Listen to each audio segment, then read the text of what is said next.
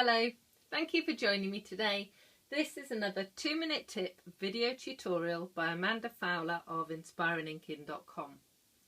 Today's 2-minute tip is using blender pens to colour in images using classic Stampin Up classic ink pads, and it means that so long as you have a set of blender pens, you can have a marker pen in every colour that you have an ink pad for. So let's get started. Today I'm going to be showing you this image here. This card will be in my quick Christmas cards video series on my video channel. So when you've finished here, you could pop by and watch that too. So we're going to start with Stays On ink. It's really important to use Stays On. It's a permanent ink, and it means that your colouring won't actually move the image. It's a little dirty mark on here, so use the emergency side. So I'm just going to stamp that image down. Now, Stays On is a solvent-based ink, so make sure that you put the lid back on to keep it moist. Now, the blender pens have some kind of magical solution inside. I don't know what it is, but it works really well. They come in a set of 3. They're double-ended.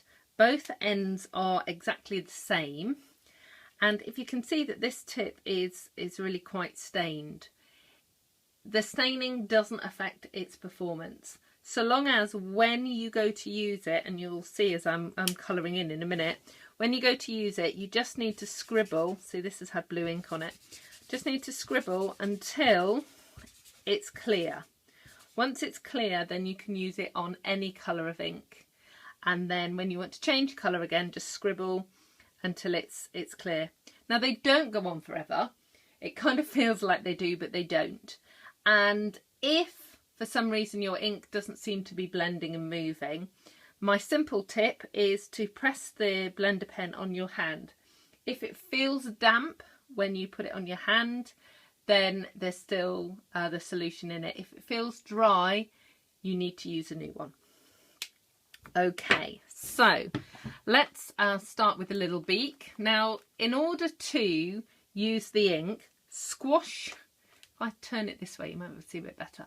Squash the ink pad and then open up, and then there's ink in the lid, and that's the ink that you're going to use. You don't want to put your blender pen on your ink pad. You'll end up with a little white spot there. It's not a good plan. So just pick up a little bit of ink, and then you can colour in his beak. Now, that's all I'm going to do with the pumpkin pie. So I'm just going to scribble this until it's clean. And then I'm going to use a Coastal Cabana. Give it another squeeze. Okay, so what I'm going to do is do his wing.